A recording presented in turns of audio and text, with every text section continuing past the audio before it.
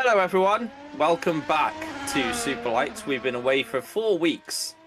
Hasn't it been such a long time?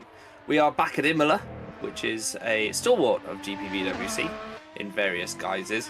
And I'm joined today by Carlos Martin, who's stepping in for Alex Folks, who is preparing for an exam. So best of luck to Alex. And Carlos obviously was the voice, or was one of the voices of SL2 last season, has kindly agreed to join tonight. And Carlos, are you excited about tonight's race? Yes, I'm really excited for tonight's race. This is a very technical track and we can expect very different solutions and many different variants for the strategy tonight. And yeah, I can really wait to see this qualifying. It has been very tight in the practice session so far. Yes, we'll talk a bit more about strategy. There's a couple of different options available to the teams. 1 and 2 stops seems to be fairly close on paper, from what I understand.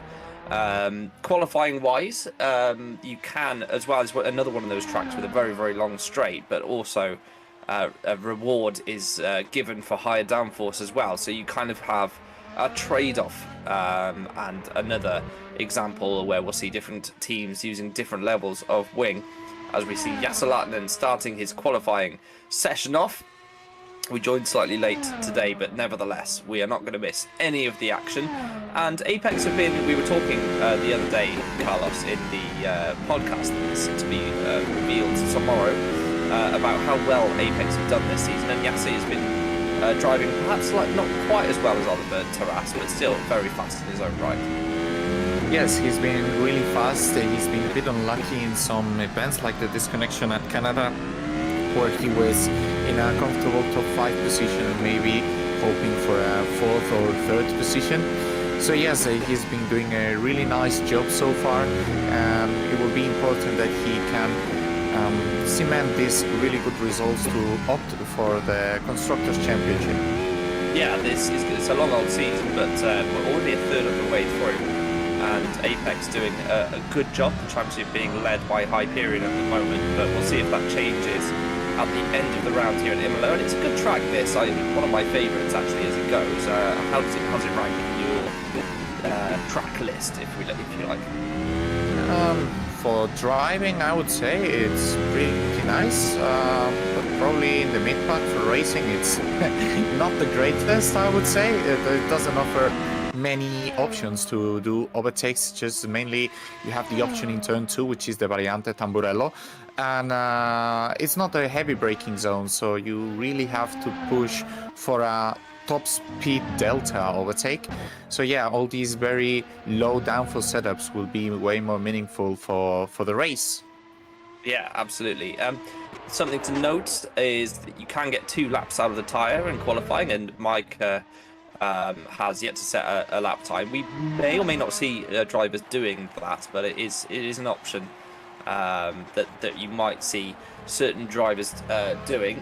Mateusz is driving the special livery today, and we should briefly mention it before we get really into the sort of meat of qualifying. He a good friend of the team's sadly passed away recently, and he wanted us to mention the logo on the certainly his friend Casper, and also the logo on the engine cover, which hopefully Remco can show us as well, which is a charitable organisation that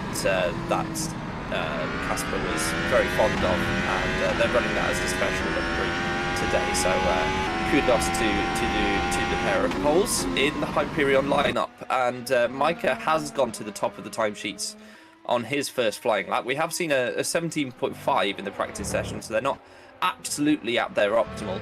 And I certainly know there's a few more tenths in it, certainly from the Hyperion guys, and actually Ruben Rashida as well, both managing to get into the low 17s before the event started. I don't know where that ranks with you, Carlos, but I'd expect to see a 17.2-ish as pole today. Ooh. I think I would expect more like we saw in the practice, like a 17.4, 17.5 to see as pole. I think 17.2 is like a really insane lap. I think it will be more towards the 17.4 and 5, but let's see. Yeah, it's a really nice gesture from Micah and from the whole Hyperion team to support their friends and to honor all these causes. So here we support and we encourage you to know more about this story in the Discord, and maybe just jump to do a small donation to them as well. Yeah, so far it's been very interesting. Many new names for tonight's race. Alex Lehoux is returning today for Netrox GP in substitution of Sandeep Singh, who is in his holidays right now in Japan. So it's in the other side of the world, literally. Maybe he's just taking notes for improving the car, because they didn't have the greatest experience so far this year. You know, the Japanese, they tend to do really good cars. And so far the qualifying looks like Micah, Vasquez, Mitchell are really topping the charts with a very not surprising Magnusson. Magnusson has always really nice pace over the qualifying, and it's always a threat to take into account. Yes, absolutely. I think Scott Mitchell-Mum looks quite competitive these days, and we're watching him complete a lap now. He's a few tenths off on this lap, but he set a 17.9 in practice. I know he's done I think he's done a slightly better lap than that pre-event, so he could be in the top 10, and he has been in the top 10 the last couple of rounds as well. Certainly come on as a driver, but his brother Luke Mitchell P3 right now, and just behind Vasquez. I do expect the times to drop for a little bit from where they are right now, but Scott completing his lap, crossing the line. Robin Merling back in the Team Rookie Monsters car, and that Stax car, very vibrant looking special livery for this round. They always provide vibrant liveries, don't they, Stax, especially in when we saw them the last few seasons in Super League. They are adapting to Superlights, and that is yeah, you can't miss it, can you? Yeah, you can't miss it. This is in memory of the NASCAR driver who passed away some weeks ago, right? Of Kyle Busch, is it? Yeah. Yes. So yeah, it's also in the line of Stax. They are doing always really clean and really neat liveries, no? And it looks fantastic, I have to say. And so, Alex and Adi, of course. Yeah, and Alex and Adi, yes. So yeah, it looks really clean, and let's hope they can pull a really nice result tonight.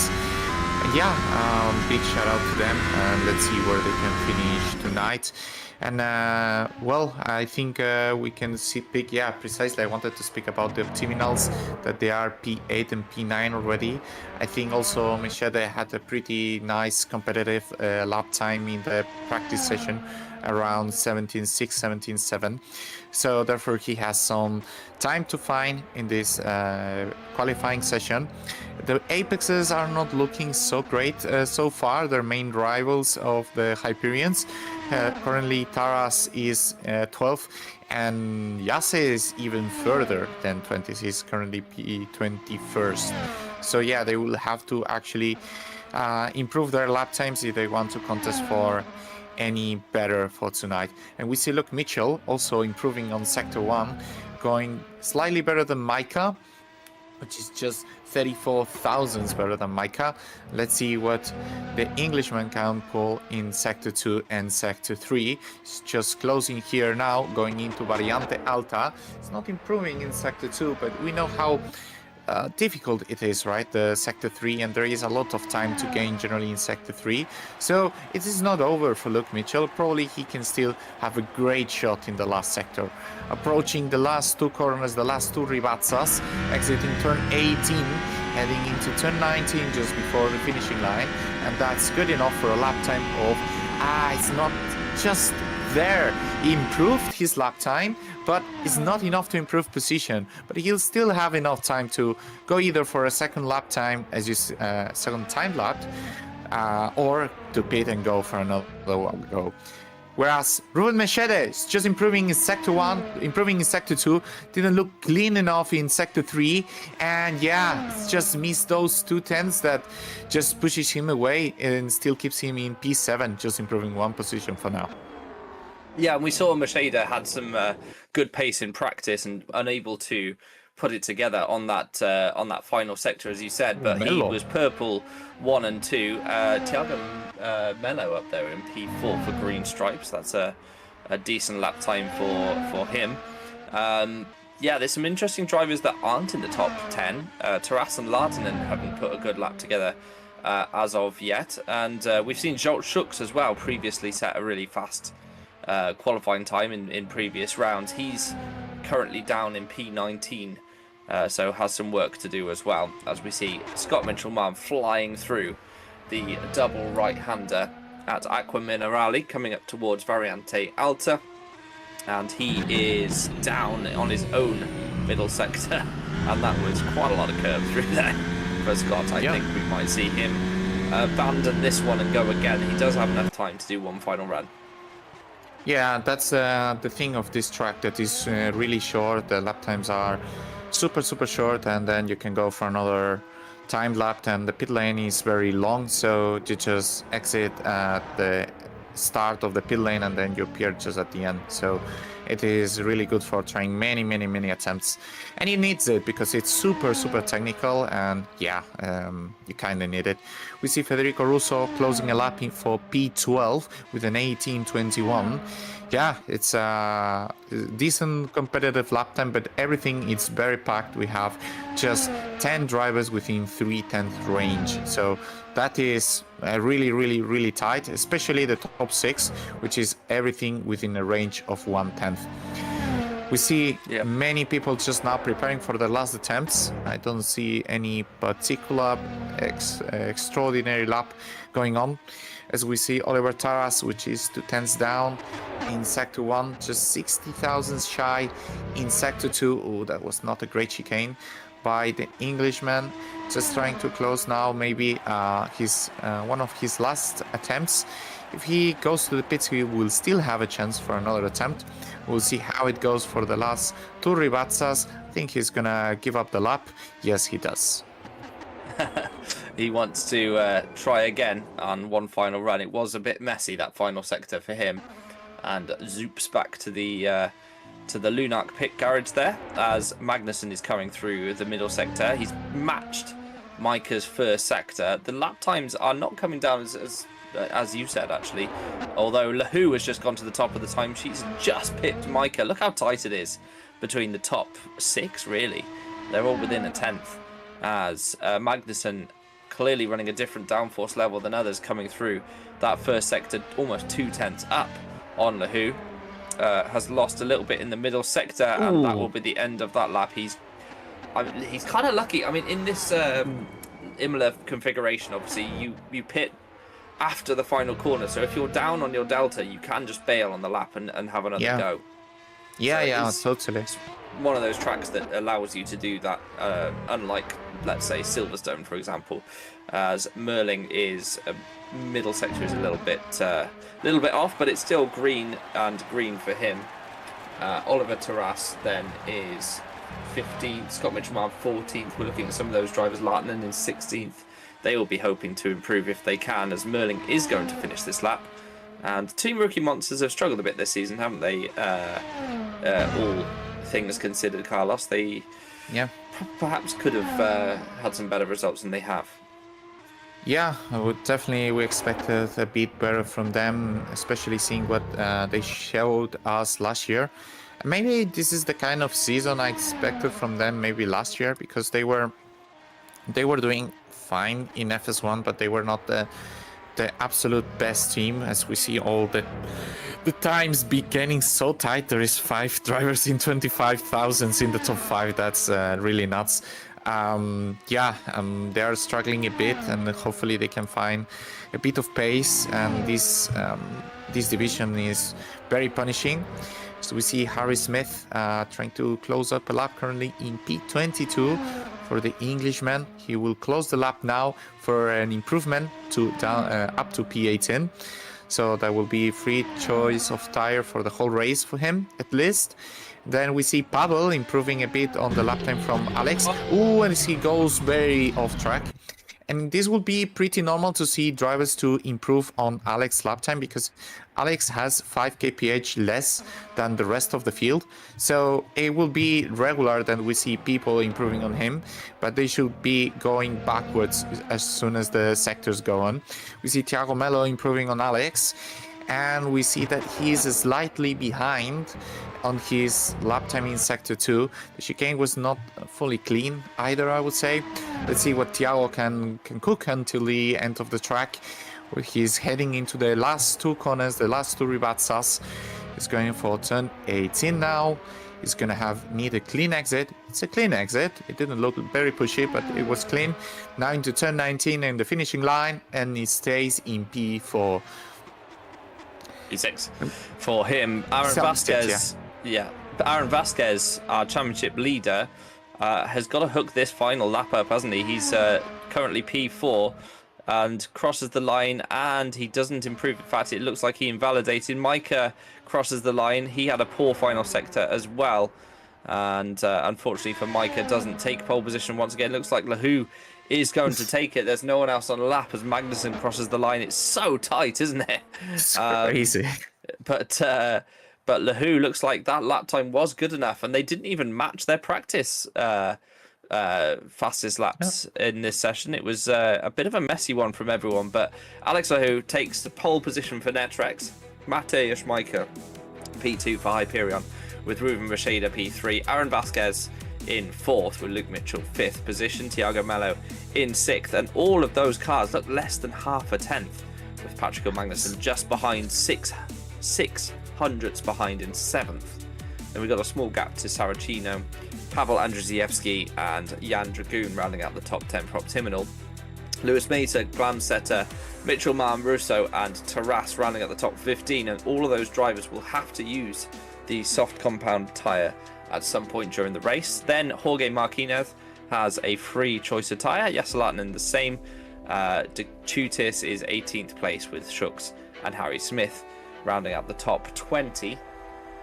And then Pascal Polentz, Daniel Scott, Grano de Oro, Lucchini, Bolio, Robin Merling and Angeloni and Chavinsky rounding out the field. We are missing a couple of drivers today from a couple of teams, and we will endeavour to find out where they are, whether they will join up or not in the next short while. I can tell you where they are.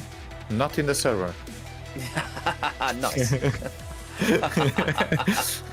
Thank you for that. I'm pretty sure some names will be very familiar to you now after the quiz of the podcast that we will release tomorrow. Yeah, we had a lot of fun, didn't we? Yeah, recording that. It was good. It was good. We were recording it a little bit later than we wanted to. I was unfortunately in Frankfurt. Well, unfortunately for everyone else, fortunately for me, I was in Frankfurt on a stag do, which was nice. And we had a lovely time. And came back a little worse for wear. So, yeah, had He didn't invite me. That's crazy. He didn't invite me. To West Germany. Yeah, to enjoy time, no? I mean, Frankfurt is a strange place. It's not. It feels strange. I mean, there's like an old town, but it's clearly been rebuilt. And you know, I think probably Frankfurt was one of those towns that was heavily destroyed in the Second World War, and it's been rebuilt. But it's like it feels like a movie set because it's not real like old buildings. They're just like they're somewhat almost like fake. You know what I mean? Well, I mean, it's part of history at the end of the day, right? So even though it's maybe modern history, it's really relevant history, and that made us to be better, right, at the end of the day. And Sure. yeah, it's just that. Great. So let's comment a bit on the strategies you were mentioning. The possibility to do two strategies, the two stops and the one stops. Yes. And I agree. I agree that both are viable. I think the one stop is not easy to pull though. I think there are some compromises that need to be done to be able to perform it. Yes, absolutely. It's all going to be about how long that first stint can be extended, and which way round you go on the tyres as well, whether you start on the softs or finish on the softs. But it is viable, the one stop. But on paper, the two stop is faster. Of course, you do have to get through traffic. It's the standard, pretty standard for that to be the case. Of course, there is plenty of straight here. To make overtakes, but of course as soon as you have a little bit of a DRS train, which we do still have this season, if you're coming back to us and you're not aware, it's we run a slightly different system to F1. It's still a DRS as you knew it, but it's actually 7/10 the gap that you have to be within for the car in front, and you do still get some DRS trains as a result, so breaking your way through that is quite tough, isn't it, Carlos? Yeah, well, I think the battery system ironically helps a bit towards maintaining these DRS trains, because you basically, when you're behind someone and you want to leach the DRS, which is a 0.7 gap here this year in GPVWC, you just use the energy a bit differently from what you would regularly use. You would use a bit more before the detection point to secure this extra free advantage of the DRS, and then just overcompensate by using a bit less battery maybe in the straight, because you already have the DRS, right? So these are the main things to say. And there is another very important thing to mention. Today is very warm at Emilia Romagna. It is 31-32 degrees, so it's not the first time we have seen the whole season engines suffering because of the heat and some engine blowing. So I hope the teams learned their lessons, and of course the teams that are running lower downforce setups will suffer this a bit less, since they have more cooling in the car, because they are able to reach more top speed, and therefore you cool way more the engine. As a technical point of view, you start cooling the engine on this car when you start on selecting 6th gear. There is a lot of properties why, I'm not gonna go too deep into them, but mostly 6th. So since you select 6th gear earlier on the lower downforce, you're able to cool down further than the other ones. An interesting little technical fact from Carlos there. Yes. But yeah, it's you know, you do gain a bit of pace, but it's not substantial from running a tighter cooling package. So Well, it is... when you consider 20,000 separated 6 drivers in the qualifying, then yeah. I mean, free lap time. Anyone wants free lap time, right? So yes, it's a balancing act for sure. Well, I did want to quickly mention. Obviously, the World Cup is on right now, and I think France are playing Senegal, right? Yes, at 9 3 p.m. minutes, 8 p.m. my time. The proper time is they're starting in 3 minutes. Don't watch that. Watch this. It's France. Who wants to watch France? Right. To be fair, France-Senegal is quite an interesting match. They're obviously a colonial nation originally, Senegal. I will not comment on that. So they speak French is the point I'm making. It's a lot of them, will know each other from club sides and so forth. So yeah, it's gonna be a fun one. Yes. Who do you think will win the World Cup, Carlos? Who I think? Portugal. You think Portugal? Okay. Yes. Yes, I did my bracket and I have Portugal winning everything. Yes, and yeah, I have more doubts about who would be meeting them in the final, but I think Portugal will take it all. Although France, they improved a bit since 2 years ago, in my opinion, with the players. And yeah, for me, those are the main 2 characters, I would say. And then there are some dark horses that they could pretend to take the World Cup and maybe actually surprise. But England is not one of them. Sorry. No, it's fine. We'll see how it goes. Like I thought Spain were rubbish yesterday. Yeah, they were. So they got some work to do. It's not the end of the world. Argentina lost their lost the first match of the last World Cup against Saudi Arabia. So and they still ended up winning the tournament. So it's not the end of the world. And Spain lost the first match of the World Cup when they won the World Cup in 2010. So yeah, we lost against Switzerland. Yeah, wow, such a powerful national team. It's insane. But anyway, don't go there. This is better. Alex Lehoux on pole at Imola is guaranteed that he will fly off the fence. Oh yeah, that happened a couple of years ago, didn't it? It was me who pushed him there. It was me. Well, he can feel safe. And maybe I don't feel safe on Thursday because he will be racing on Thursday. Oh, really? So yeah, he will be racing on Thursday because they did the trip. Not only Sandip is there, Magogi is there as well and practice. So yeah, there's Alex will just turn up to do some racing. But yeah, it's gonna be interesting. I'm not sure what strategy Alex is gonna follow. He's been historically really good with the tires, to be honest. Alex, it's really underrated when it comes to manage the tires, I would say. But I don't know. I haven't spoken with him, to be honest, because he started testing yesterday night. But probably he will go for a more aggressive approach, knowing him. He's going for all these wins. But let's see. So far, the warm-up, Mechede is leading the warm-up with a 20.6, and Basket follows him, Maika, Drogun Lehoux, and then it comes Luis Mesa. So let's see. And the tire selection will be pretty relevant. Here the pit is very long, and that's why the one-stop works here. It's not because you get the pace is very close to each other. This is the biggest time loss in the pit lane the whole season. Is it, like 28 seconds or something? Yeah, 27-28 seconds, yes. Yeah, 27-28 seconds. A very long pit lane, as Carlos has mentioned, and of course it's not just the length of the pit lane, it's the fact that there's no corners next to it either. You come out of a medium speed final corner and the cars going down the main straight are at full power, like full pace, going past you whilst you're doing 80 kilometers an hour. So it is a very fast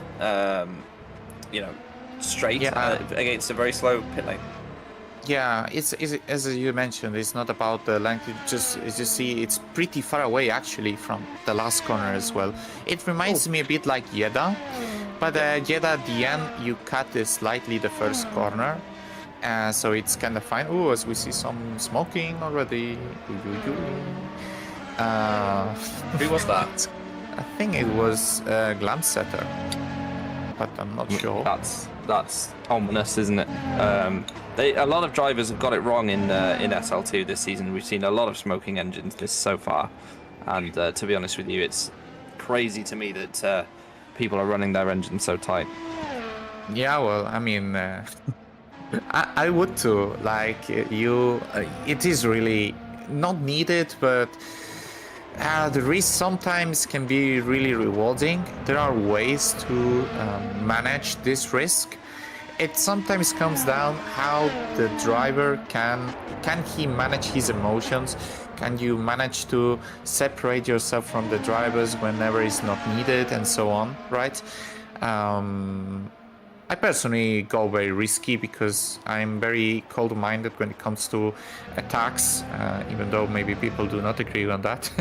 But there is some other people that they just go the opposite way. They just go way safer. I know some cases, and there is like, hey, I don't want to take any risk with that. And Sunday, for example, is like that, whereas I'm just taking way more risks. And I know that when my pit time comes, which is when the engine is more stressed, right, I just give myself 1 second gap with the car in front, and that is enough. That is just enough to not suffer it and just go clean with it. Fair enough. You're a braver man than me, I have to say. Yeah, I wouldn't want to end my race because I have got, not enough cooling. I think that's crazy. That is Alex. To finish. That is Alex. If you wondered. Very nice. Yeah. It could have been in the race. Could perfectly happen just right now. So just get your popcorn ready. We saw Alex went too tight on cooling actually at Jeddah, didn't we? Because he was on pole. And then had to start from the back of the grid because he had the wrong, obviously had some sort of hot lap setup. I insisted him 5 times which value he should set for today. We will see which one he did. But yeah, I mean... it will become obvious, I would imagine. Yeah, it will become very obvious. But yeah, who is your prediction for race win tonight? That is a good question. I think... the obvious thing to say is that Vasquez will have some sort of an edge when it comes to race pace. He has had that most of the season, but he definitely has looked more vulnerable recently, I would say, if that's a fair thing to say. I think Mateusz Majka is due a win. He's just set the fastest time in warm-up. So, yeah, for me, it's going to be between those two. I would say Mateusz Majka probably will edge it just about. Yeah. But yeah, we will very, very soon find out. And we are excited to get a new race underway. Yeah.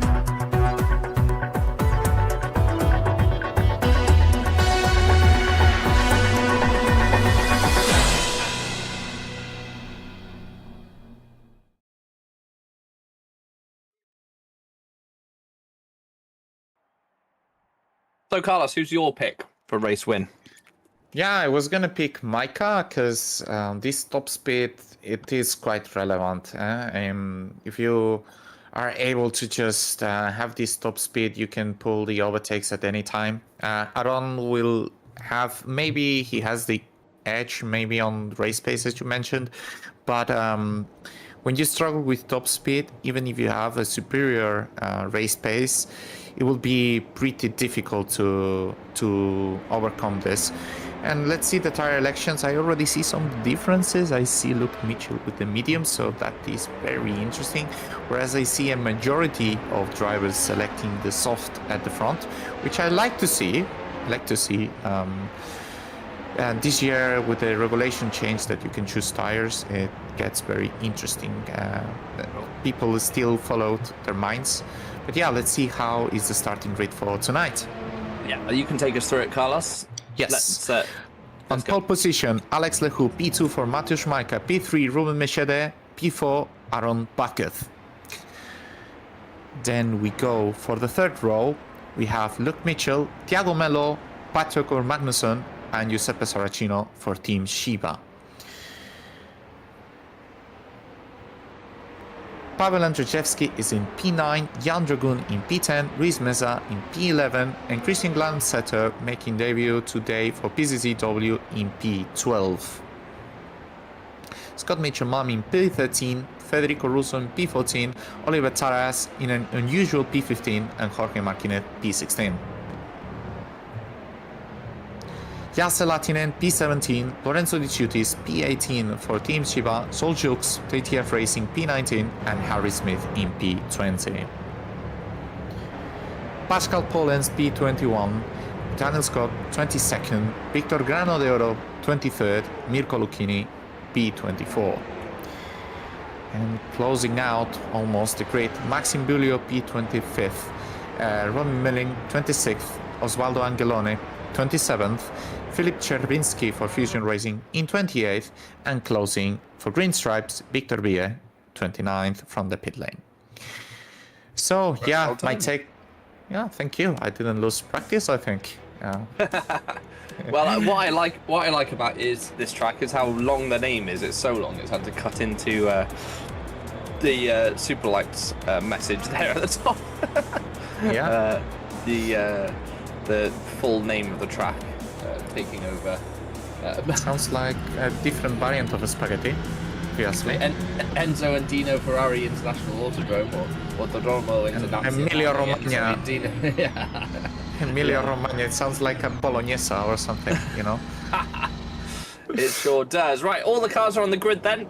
Alex Lehoux now to the left of your screen, Mateusz Majka on the right, and will be on the outside as we come towards the Tamburello chicane for the first time.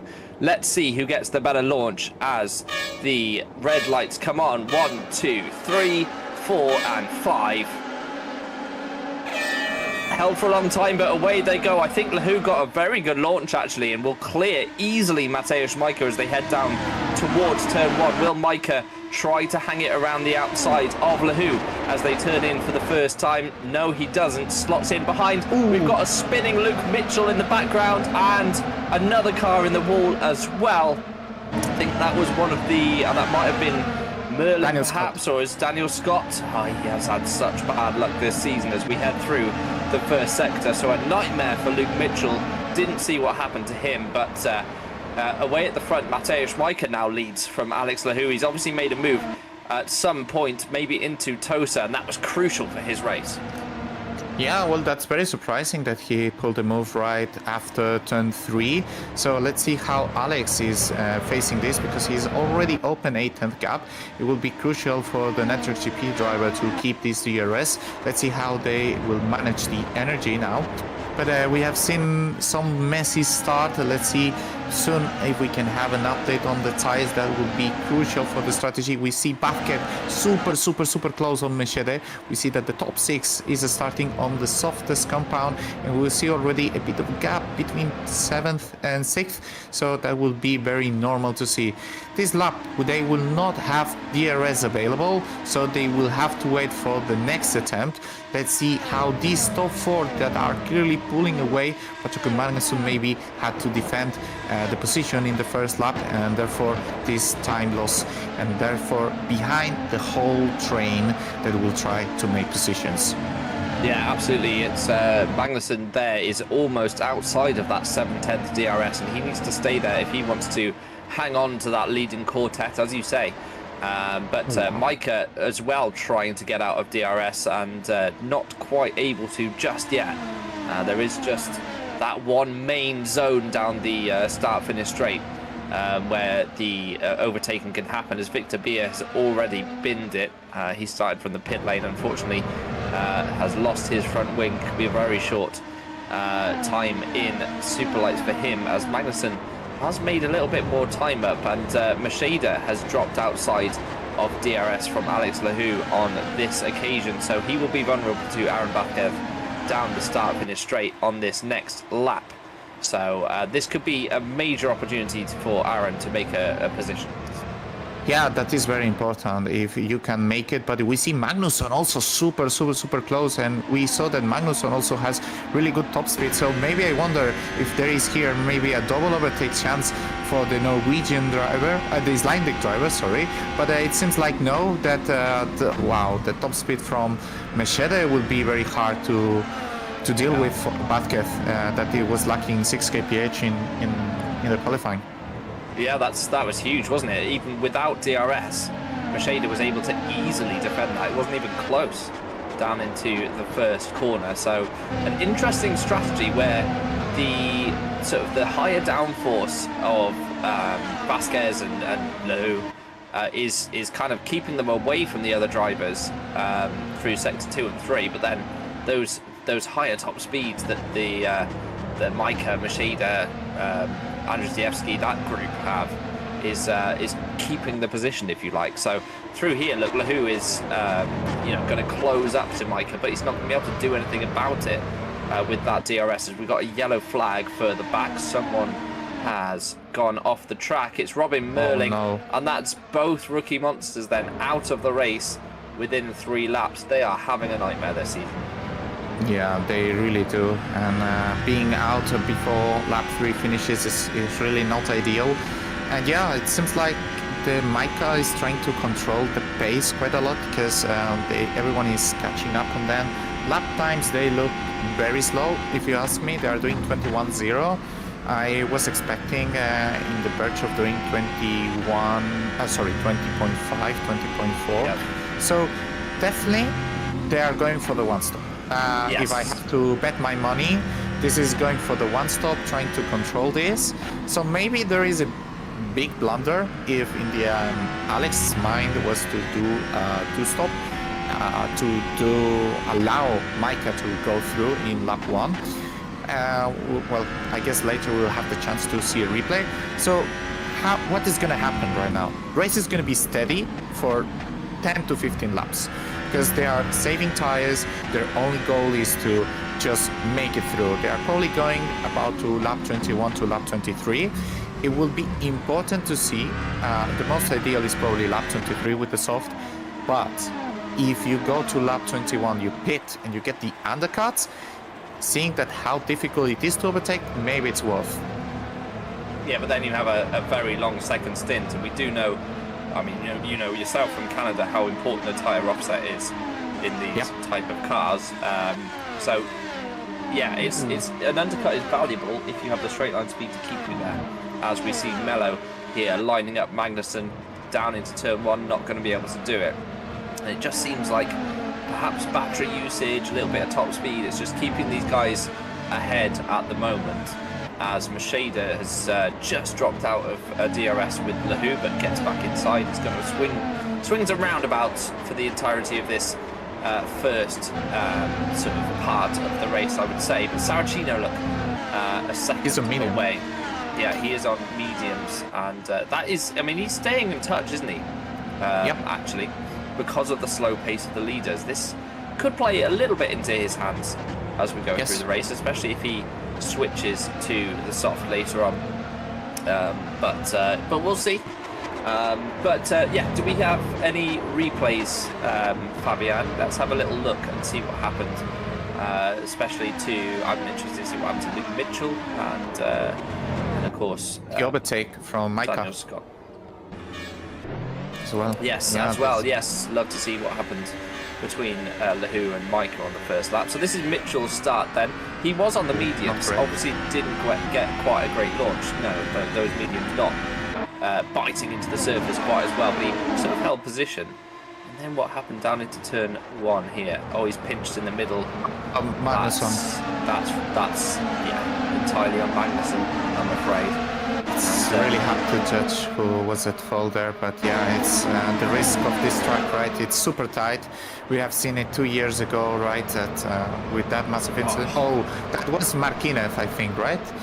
That was a Brem, I think, that missed a bit the. Well, they didn't expect how all the grids slow down. Was it Martinez? Yeah, it is a Brem for sure. Yeah, it is Martinez.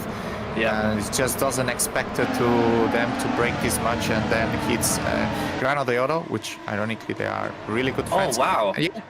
Yeah, it's just I think he was sleeping. He didn't expect it.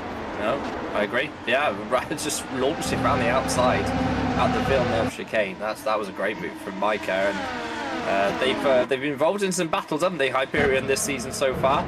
This is what happened to Robin Merling then, as he comes through the double right-hander and coming up the hill then. Ooh, so smoky. a couple of cars. Oh, That is lost traction. yeah, just a bit of lost traction. Is the car bent? Yeah, the car is bent. Maybe he hit the wall. I'm not sure. That is a fusion, which is a smoke. Well, both fusions were smoking. Yep. It's not the first time that the fusions are smoking this year. And oh, Robin Merling was smoking as well. You can see. So maybe the engine just gave up. Yeah. Yeah, engine dead by lap 2. Yep. That's great. what I mentioned. That's what I mentioned, that it's 31 degrees and expect 36 for Super League, which is it's gonna be hot. So yeah, Magnussen lost pace to Bafkev, so probably not managing as well the tires as the leading pack.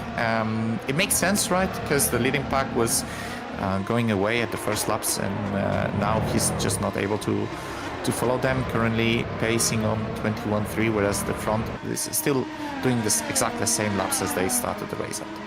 Yeah, Macheda once again is outside of DRS, and this time Vazquez is much closer to the back, although he has had a little bit of a scruffy exit out of the left-hander there at Ravata 2.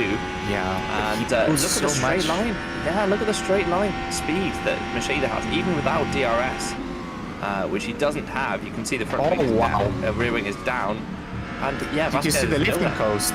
Did you see the lift and coast? That was a really big one from Aaron. So I don't think he's even trying to make it, right? Because yeah, you wouldn't do this if you think, hey, I can do that or not. Yeah, he's lifting and coasting a lot. If you look at the inputs in the bottom right, you can see the green throttle trace. He comes off it and just maybe for half a second or so, almost every corner, like here, look, before he comes back on the brakes. Yeah, he's obviously running a little bit less fuel, trying to store up some battery, maybe make a move later in the stint. He doesn't need track position right now. He's only a couple of seconds off the overall lead of the race. In fact, it's less than that. It's about a second and a half, isn't it, that he's off the overall lead of the race. So it's not vital that he makes these positions right now. A little bit twitchy on the exit there, Variante Alta, but down the hill towards the final couple of corners, and this time Vazquez is nowhere near as close. But yeah, we'll stay on board. Just watch his inputs down into turn 1 as we see a little bit of a different screen that Fabian brought up for us.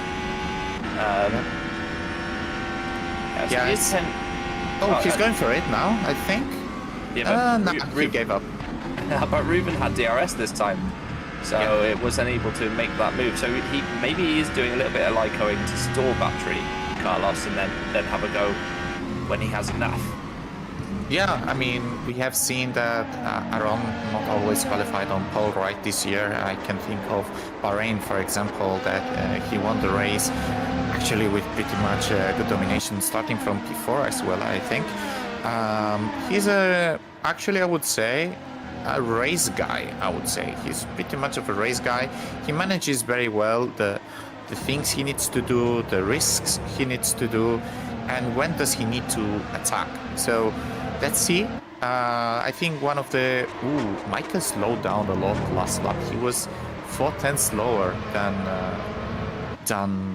Patricor. So I wonder what was going on there.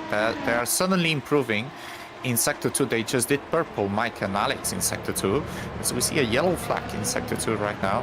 We will see later what happened.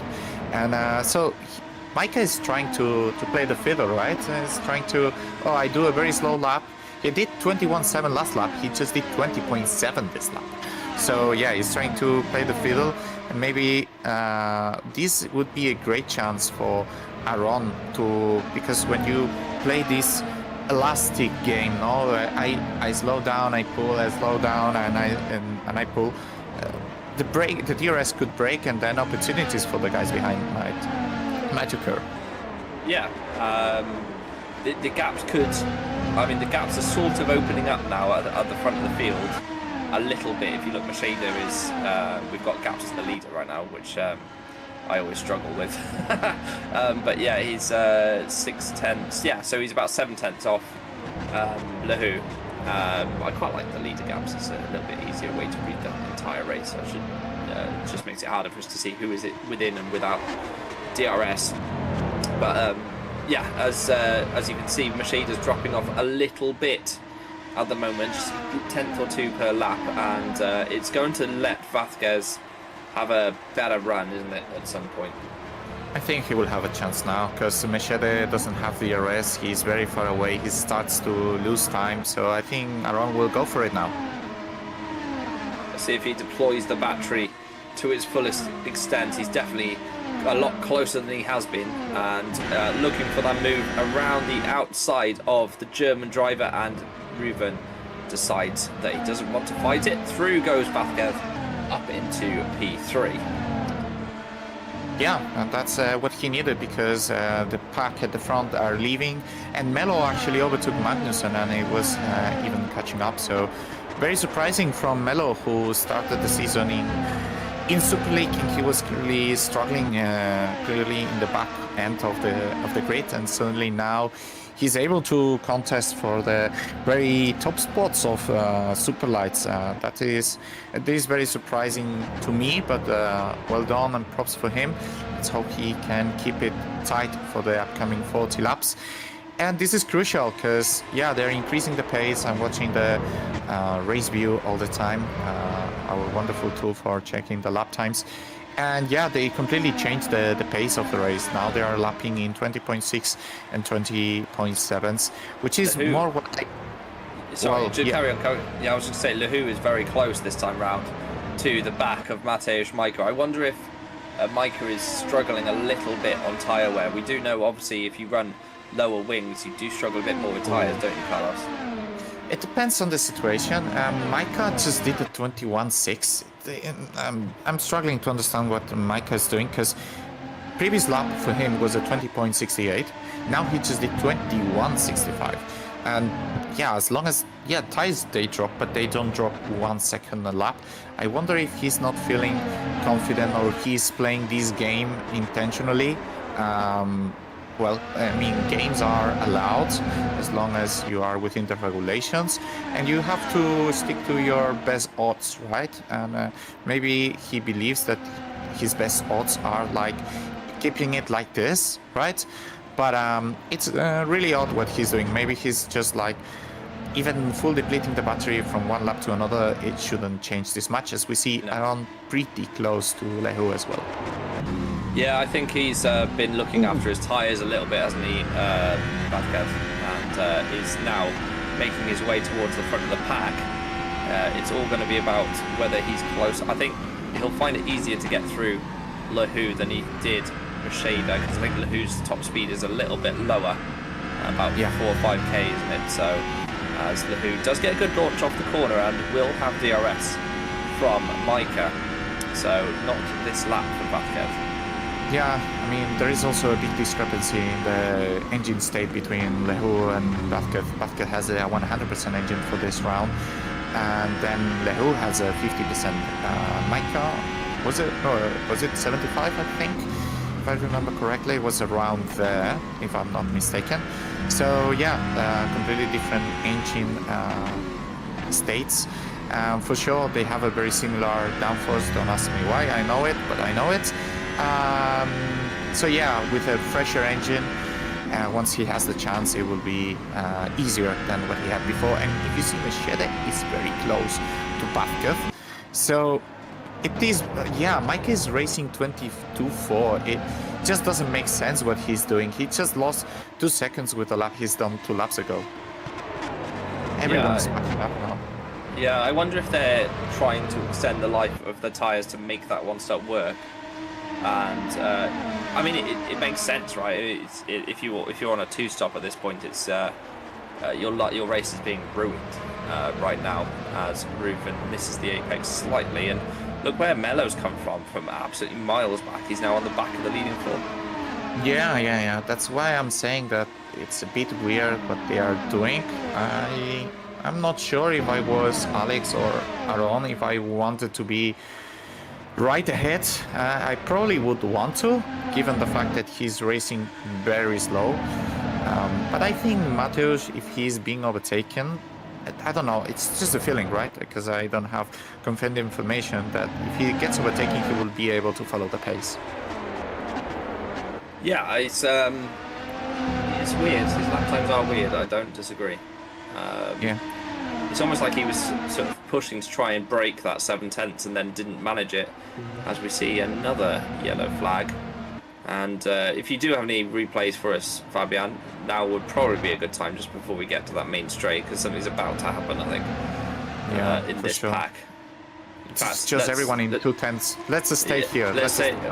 Never mind. Never mind. Let's have a quick look. Let's go. Let's have a quick look. That's Sol Schutz, the Hungarian driver with the hard tire, trying to, for sure, going for the one stop if you go for the hard tire. It's a very typical spin.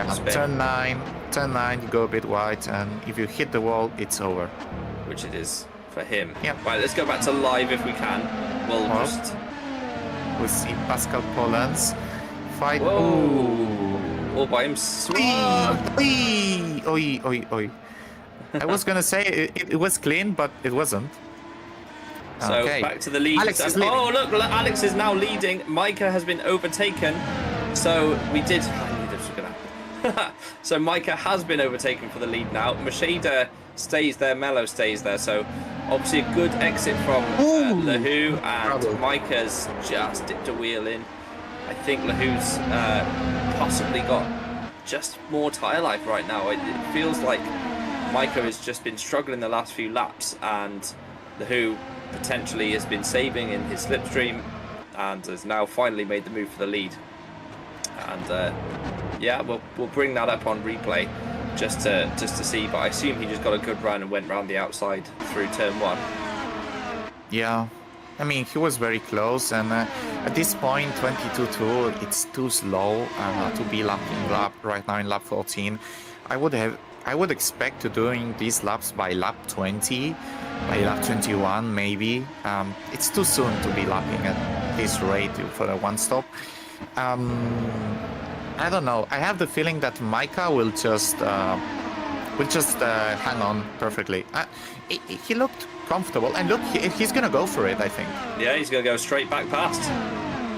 Wow. Much better slipstream, much better straight line speed, takes him straight back through into the lead of the race. As we see another yellow flag in sector 3, that one out for a very short amount of time. Magnussen the first to pit, and we saw he was a couple of seconds back. Yeah, he's into the pit lane, and I think it's the right choice. He's gone to a set of mediums as well. So yeah, two-stopper.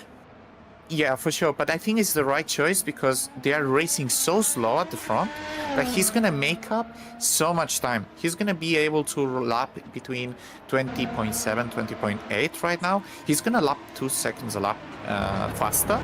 And they are projected to pit in lap 21 to 23, probably closer to 23. So that makes a 14 to 16 seconds undercut. And then you will have the soft tire for the end. I don't dislike it, though he was a bit further back from this group, but I wouldn't dislike this. Probably if Micah has to react to put some lap times, it should be now. Let's see what lap time he does. Oh, as we see Aaron Mafke just swapping the strategy and going for probably a two-stop. And yeah, Mateusz Micah just completely changed the pace. He's doing 21.0. So probably Aaron has been played here. Yeah. Micah has saved his tyres for a few laps and is now pushing again. And he's going to take Lahoo with him.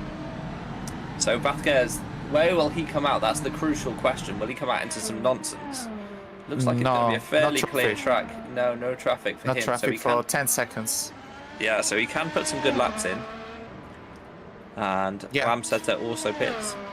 That's why it also makes sense to start here with the soft compound, because essentially it is such a long pit lane that there is no way you catch up on someone unless it really had an issue at that point, right?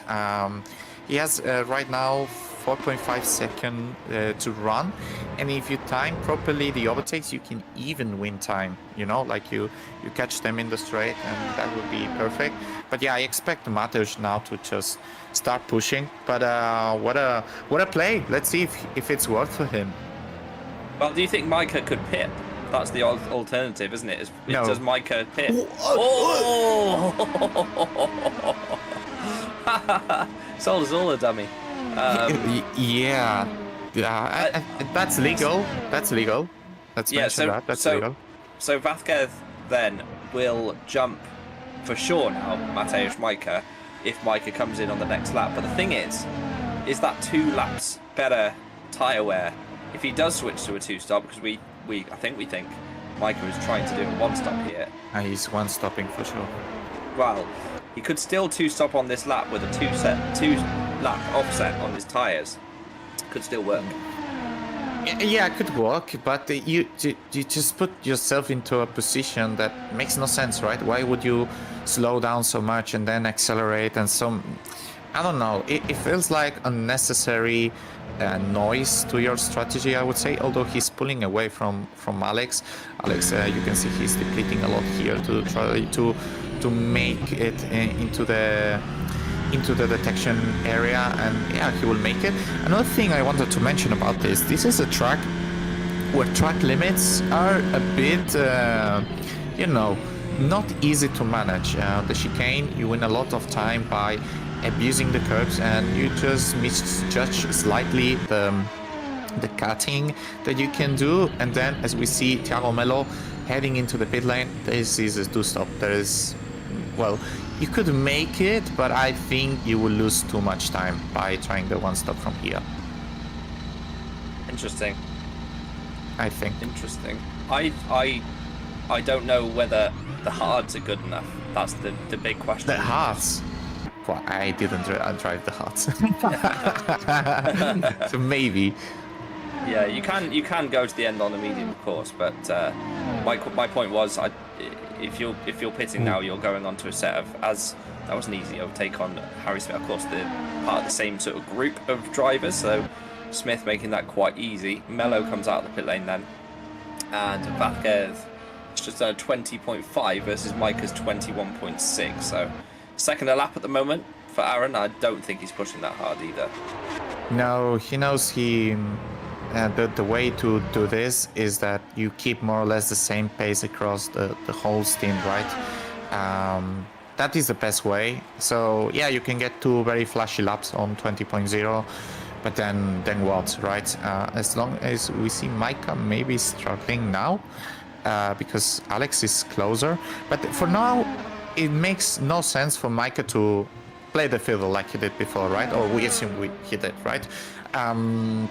Makes no sense because you are losing time straight away to your competitor. As we see Mechede pitting, Dragoon pitting. Wait, do they have enough gap? Or they will double stack? Huh? Ooh, it will be close. Okay, They've no, just made it. Yeah, that worked out nicely. Yeah, that was perfect, I would say. 19.9 for Aaron Vázquez right now. So yeah, it just changed plan for Aaron. Of course, it is a very long way. Currently, the gap between 10th and the leader is 24 seconds.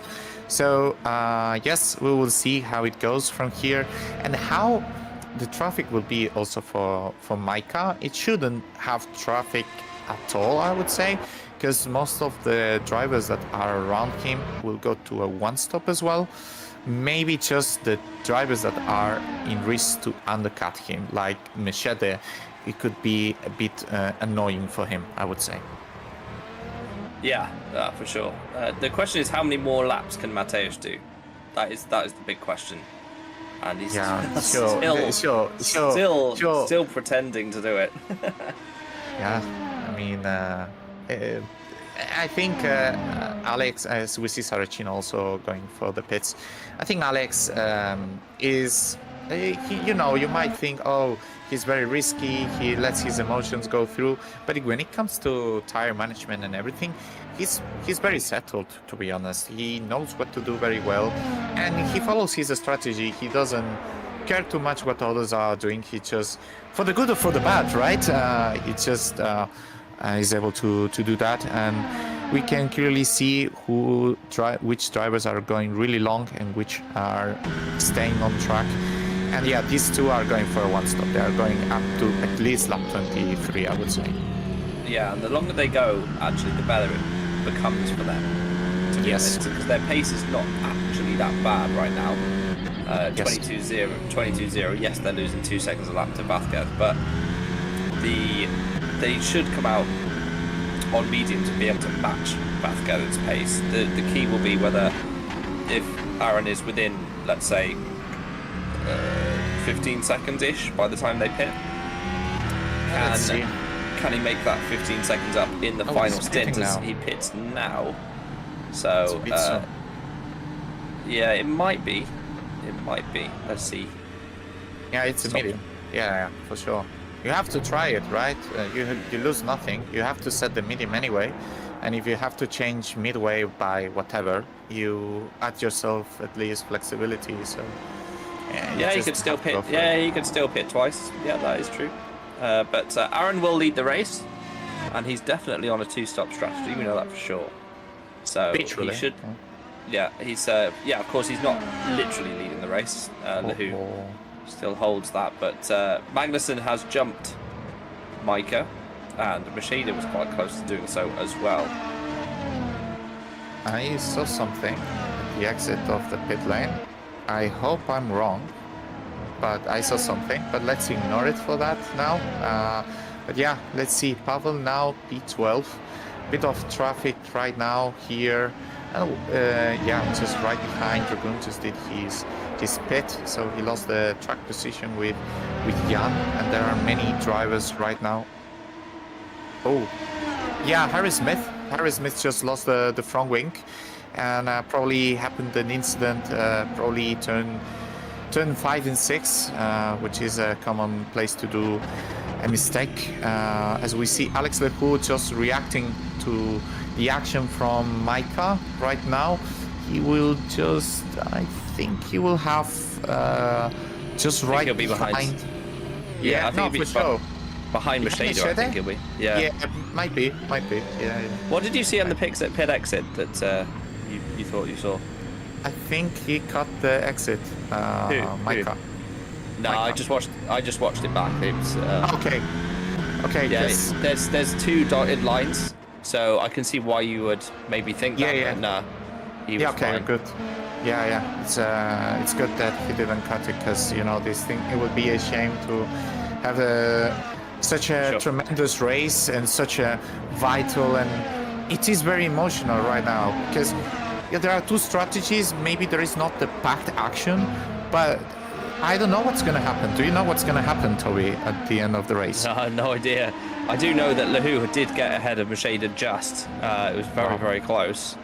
Well. I think Machida was held up just enough by a little bit of lap traffic there for that to not work in his favour. So Lehou does have 2 or 3 laps fresher tyres on that car, but Micah here is also behind Magnussen, and this is where the lap times will be super interesting for me, because Micah he's going to match Vázquez, isn't he, for the next however many laps, as Vázquez is driving as hard as he possibly can. I would expect Mateusz to be within half a second at least every lap. So if Micah can get to the end of this stint and be like about 10 seconds behind, it's a lot of time to make up in that final stint. 17 seconds Vázquez will need to make up. Yeah, for sure.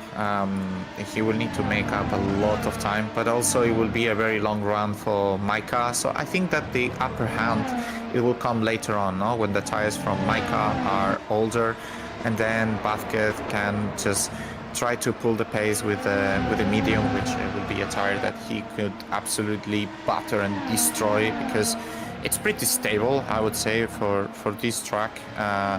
So we see Jorge Martinez also with the hard compound, so for sure he's going for the one stop. Most of them right now on the mediums. We see other drivers also on the hards like Victor Rano de Oro and Lorenzo Di Ciutis. Yeah, it's gonna be very interesting. Yeah, let's see how he passes Magnusson, because I thought he would have passed Magnusson by now. So yeah, clearly Magnusson, he did the undercut on Mateusz, and this is one of the... Oh, as we see Jorge Martinez actually doing a mistake in the Ribazzas, and this will actually help, I think, Micah, because it's going to be an easy overtake, and he will not lose any time in the upcoming laps. Yeah, that was quite important actually for Mateusz to get through when that mistake was made there, because Martinez could easily have done a little bit of damage to his overall race time, but hasn't worked out for Jorge in that way. I mean, yeah, I mean, he's doing his own race with a one-stop, starting from the back, and yeah, with that incident he had in lap 1 with Daniel Scott. So yeah, not the best race so far for him, but it's still in contest now for maybe 1 or 2 points.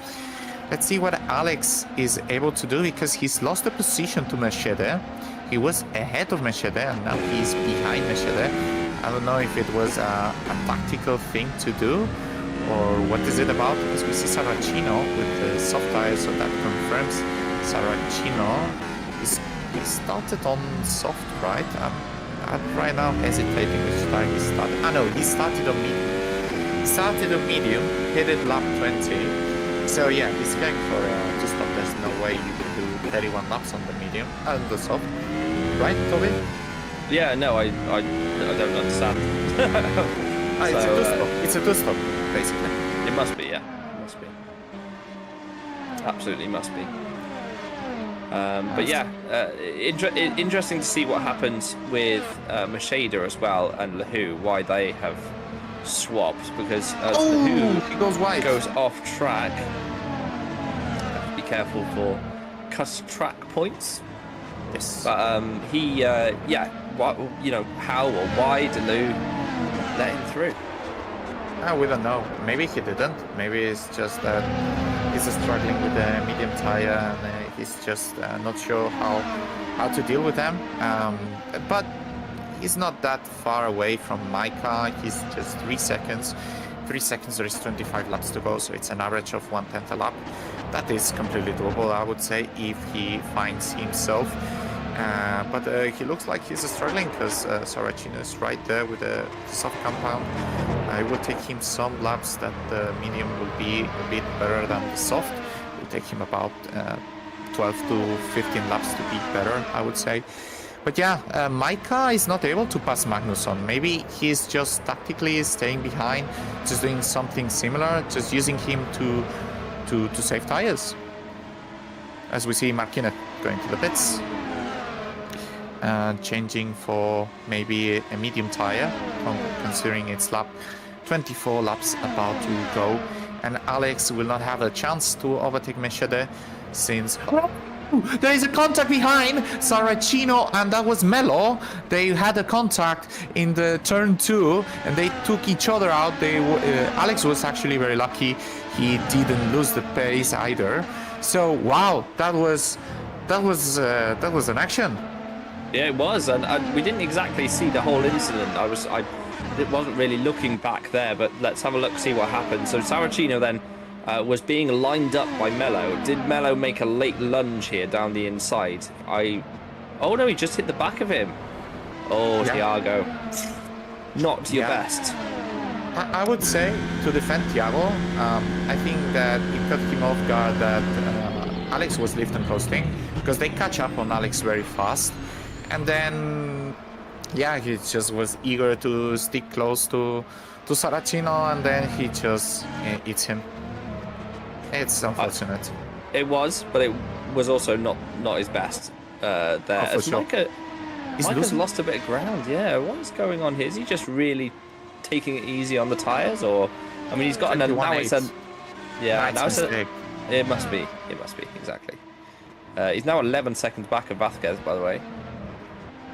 Yeah, it's still a long way for Vasquez, eh?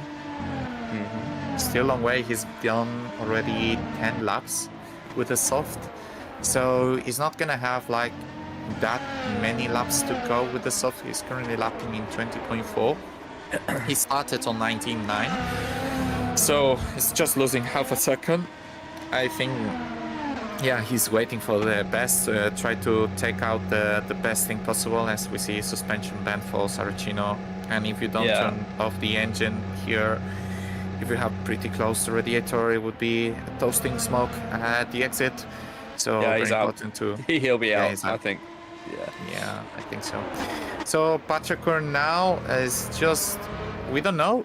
Is Mateusz struggling to overtake Patricker, or I would say it's hard for me to believe he's struggling to overtake him, as he's putting green in sector 1, green in sector 2, Micah, so improving his personal bests. So yeah, it's clearly back on pace. Probably just a mistake for the last lap. I think he wanted to be back in DRS, probably. And I'd imagine he will now sit here again for a few more laps. That's my theory. That's what I think will happen now. But yeah, he clearly made some sort of error, didn't he? And now back inside DRS, he's happy to sit here again. Yeah, for sure. It is very simple. The reason it's not like you save actively more tires. You sometimes might do, but in this case, he's just having better pace than Magnussen, and it's easier to save tires if you have better pace and if you have a DRS, right? So it's just easy in all aspects. The only bad thing is if you save too much fuel because of this, because you open DRS, you have less drag, and you don't either want to over-save fuel, right? So yeah, let's see how he manages that. But he's in a pretty good position, I would say. I would expect Vasquez to, in order to have a chance to win the race, he should be around 16 seconds, maybe 15 second gap before he pits. But I think Micah will have a chance for overtake now. He will? Will he take it? That's the question. Looks like he's going to, doesn't it? Yeah. Going to go flying past down the inside. Through goes Mateusz. And he moves himself back up into P2 then. So now the big question is, what happens over the next 10 laps? Because there's an option for Mateusz now to push and pit anyway and go to the softs. We know that Vasquez has to run the mediums, which is the slower tyre. So Micah could easily turn this into a 2-stop and still come out on top. It's just he would now need to eat into that gap. I don't think he's going to. I think he's still probably on a 1-stop, but there is an option there if he needs it. I don't think so, because that means that I'm not sure if you can catch up 11 seconds in 17 laps, even though there is a soft to medium delta, right? I don't think you can do that. I think his only option, if he wants to win, is to stay like he is right now. There's no other option for him. And we know he has the quality to win the race. And I think he's going to go for it and go for the 1-stop. Well, yeah, I think so too. But there's still... I agree. I think he'll stay on the 1-stop. My point was more that he could try to... Because if he gets the gap down to like 7 seconds or something, and then goes to the soft towards the end, he might only have 10 seconds to make up in 15 laps. You know, is the softs that much faster than the mediums? Probably. No, I don't think so. I think the mediums are slightly underrated here, as we see Scott Mitchelman, after a difficult qualifying today, going up to P12. So we have seen that he had a bit more pace in the practice session, but he couldn't hook up the lap during the qualifying. Kind of happened, well, the incident from Luke Mitchell, and he was dead last by lap 1 and he's beaten, so props on that. Yeah, he started on the mediums and has made a pit stop to softs, so he's on a 2-stop as well, I would say. So we'll need to pit again anyway. But still, he has done well to get back up to the P10, as you say. Yeah. Actually, after he was facing backwards in the gravel at turn 1, it didn't look likely, did it? Yeah, it didn't look great, but he's showing this year how... Oh, as we see back at pitting right now, he's in the pits, going for the medium compound right now, because it's mandatory for him to actually use 2 different sets of tires. As we see, it is not updated yet, since we see a bit of tire wear still on the tire. It will take maybe a bit to do. So, if I have to put my money on someone right now, it should be Micah. And I'm not sure if he will catch up to Meshed and Lehoux. It is pretty tight. Okay. It's pretty tight, yeah. Because look how many of the positions he has to get now. He has to go through Mitchell up to Micah. He does. I would expect him to be able to use if you get, but then if you can catch them at a sensible place, it won't be too bad, will it? Yeah. You know, see if he catches them all on the main straight, it'll actually be a benefit for him. But it's an aggressive strategy.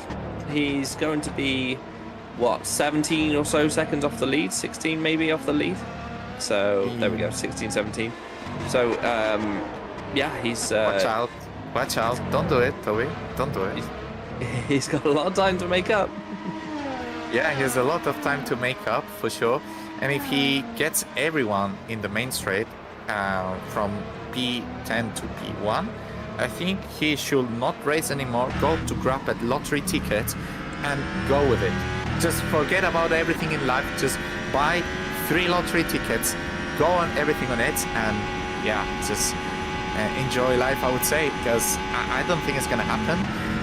Well, we see Melo just pitting. We are expecting some drivers to, of course, pit for the second stop. We are expecting Magnusson as well to go for this, and I'm not sure if there is any other. I'm checking very fast. I think probably Mesa is as well going for a 2-stop. Dragoon, I would say it's very tight for Dragoon. And Mitchell, we mentioned that probably he is as well, but I think Mitchell it still has a bit more way to go. And Mesa, Dragoon, and Mitchell, they're very close, so he's not gonna catch them one by one. He's gonna go through it, and we see Alex losing a lot of time here. Yeah, so Mitchell is on the mediums as well, it should be pointed out. So on the soft, sorry, it should be pointed out, but has used a set of mediums, so can go further into the race, and will come in for a set of softs, presumably within the next 3 or 4 laps, I would say. But he might be, he might be able to stay out as Lehoux is lining up Magnussen. This is for podium, and it's going to be an easy overtake for the Frenchman as he goes sweeping by Patrick Hill Magnussen and takes that position, moves himself back into 3rd place. And Lehoux then sets about after Ruben Macheda 2 seconds further down the road. And Mitchell and Vazquez then are close to one another on the track. And Mitchell will not want to get too involved in this if he can help it. Yeah, well, I mean, let's see how he does it, but he's going to lose a lot of time here because they are very consecutive cars. And we all saw as well how bad it is to overtake when there is a train. So he probably is losing the race here right now as we're watching. Yeah, especially if these guys stay out for 2 or 3 more laps and Mitchell can, use DRS and a bit of battery and stuff to stay ahead. He's, it doesn't change Mitchell's race at all. If he's got half a brain, he'll just let him straight through and not lose time. But yeah, it's interesting. As Mitchell makes a mistake and makes it easy for Aaron Vazquez in the end. Yeah, but he will not catch the DRS now. So yeah, well, I mean, at least you take the position. But I guess Luke is pitting now. Yeah, so it's gonna, as we see Patrick pitting for the last stop for him, probably for soft tires. And yeah, I just think Vazquez has no chance to win this race anymore. He's lost time to Mateusz this lap. Yeah, he has. And Mitchell stayed out as well, just inside his DRS. Pavel Andrzejewski we've not talked about. If he's also on a 1 stop. one-stop strategy, he could be in for a shout of this P4, you know. I think P5. Well, P5, yeah, considering Vasquez, yeah. Yeah, considering Vasquez, P5, and he wouldn't be, I don't know, battling Magnusson. I don't think so, because Magnusson was just 9 seconds, but although he's coming with the soft, right? So he might be battling. Ooh, that was a lot of input. He might be coming at the end, Magnusson, so let's have a look at that. I think it looks like a lot of input, but I do think Pavel runs quite a low steering lock. It's difficult to say from the onboard there, but anyway, Vasquez then in behind Jan Dragoon for Optiminal. And of course, Vasquez started the season for Optiminal and then subsequently left the team to join PZZW. As into the pits goes Lewis Mesa, I believe. Yes, in from 5th position.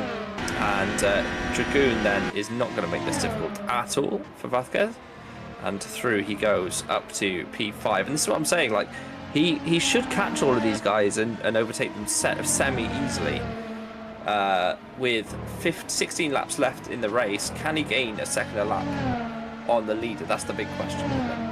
I don't think so, because the lead is lapping 20.9, 20.6, and he has lost 1.5 seconds in the last 2 laps. Now he has clean air, but I think the best he can do, maybe it's a 20.2, so it's about 7/10 a lap. I don't foresee catching Ruben Mecheda either. I think maybe his fight is just with Alex at this point. Which is interesting, isn't it? Because, you know, he was very, very close to the lead of the race when he pitted for the first time. Could have stayed out and made it the one stop. And if I'm being brutally honest, if I had to choose a fight between Vasquez and Micah, like just evenly on track, I would say that Aaron would come out on top. But Micah is currently leading. And we can see the sister car of Pavel Andrzejewski just in front of Vasquez, who just set a 19.4, 1.4 seconds faster than what Micah managed. It's still possible. He won. I'm sorry to be, the pessimistic guy here, but he won 9/10 because of the, how's it called, the DRS. He won 9/10 in Sector 1. So, yeah, I mean, it would be good for him to take the fastest lap. It's always extra money, but it doesn't look very convincing. Plus, Pavel, he knows what he's playing for. He's playing for his teammate and he's playing for the championship. Of course, it would be the first team this year to actually win 2 races, one race with each car, right? And that is an accomplishment, and we know how important that is for a championship. So yeah, maybe just 2 or 3 10s are just enough to make some air, that it relaxes a lot when you have your teammate at the head. Let's see whether Vasquez will make the move this lap. I think he probably will. We know that the straight line speed is better in the Hyperion, but with DRS I think this could be quite simple for Aaron as he comes across the start finish line, and Pavel doesn't even fight it. I mean, there is no chance, I would say. It was very close. The tire gap is pretty big, and Aaron at the end, he lost time with Micah this lap. He did the 21.0, so I mean, good enough, I would say.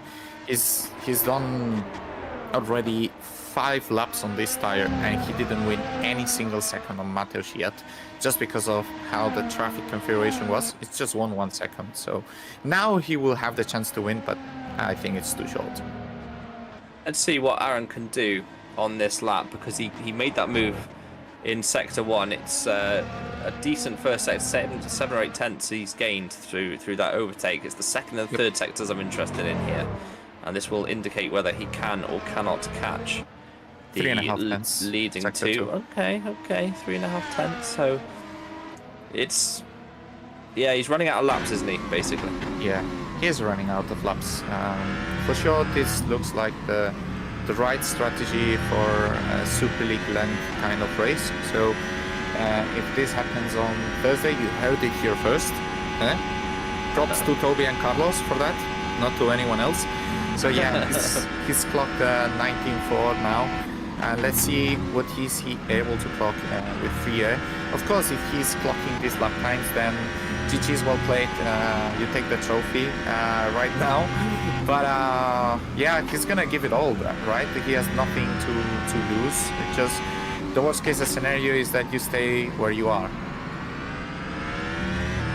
Yeah, 100%. He did do a 1.5 second gap. Sorry, he was 1.5 seconds faster than Mateusz Schmeichel on that previous lap. Let's see what it is this lap with both cars in completely free, clean air, and this will indicate it to us for sure. He is down. The gap is down to 13.8 seconds with around 13 laps to go. So they're gonna need. He's gonna need a second a lap, isn't he, Aaron? Basically. Yeah, maths are easy, but I'm not sure if they are mathing, to be honest. It's really hard, but yeah, he's gonna give his absolute best. And I thought that Machete lost the position with Alex. Yeah. Oh wait, he's pitting. Oh wow, that's a surprise. Ruben Machete is going for an extra pit stop now. He's setting the soft tires for 11 laps. Wow, that's not so optimized, I would say. That is extremely surprising. Let's see. So that is a free position for Vázquez, I would say. Yeah, I agree, and I don't understand it because he was ahead of Lehu. Yeah. Maybe his tires were just never going to make it to the end. That's the only thing I can think. But it's true. He pitted lap 19. He pitted even earlier than anyone else, and Dragoon also pitted the same lap, so maybe Dragoon ends on a similar scenario. But yeah, I would imagine Micah, there's no way he pits now. There's no way. No, I agree. He'd be giving the race away. I mean, at this point he's 12 seconds out of Vázquez. Lehu's not going to catch him. And yeah, 1.2 seconds, by the way, on the previous lap. So close. It's going to be close, you know. I mean, yeah. Let's see. The odds are favoring Mateusz unless he has a completely cliff. It could happen. 9 tenths this lap. It's going to be close. It's going to be close, yeah. We've got 11 laps left, and the gap is 11.8. But we bet for Micah, so shouldn't we be cheering for Micah? Shouldn't we? Right. We are the experts here, right? And so we see Thiago Melo trying to make up positions after the mistake he's done before with Giuseppe Saracino and takes P9 from Victor Granado de Oro, and he's eyeing Magnusson as his next target, as one of the drivers who went for a two-stop as well tonight, racing at the Emilia-Romagna Grand Prix, or as many names it has. You can pick any of them. But yeah, Thiago, regardless the incident, he's shown very promising pace tonight, I would say. Yeah, he has, for sure. He, yeah, aside from that little crash that he caused, I would say he's been pretty decent. Hasn't quite worked out strategy-wise for him, but he's still going to score a top 10, which is better than Victor Beer did, who basically did, a couple of laps, and that was it. So yeah, yeah, just sent you a DM, Carlos. I'll tell you what I think. Oh my god, I got so many DMs. Okay, yeah, that's good, no problem. So we see Jorge Martinez pressuring Lorenzo Di Ciutis for P11. Let's also not forget Scott Mitchell-Mum is in P6, starting pretty far back, so he's pulling a great strategy tonight. Jorge Martinez going for the overtake move quite easy before turn 2, which is the first braking zone in this track. And he's heading into Victor Granado de Oro. They're actually pretty good friends.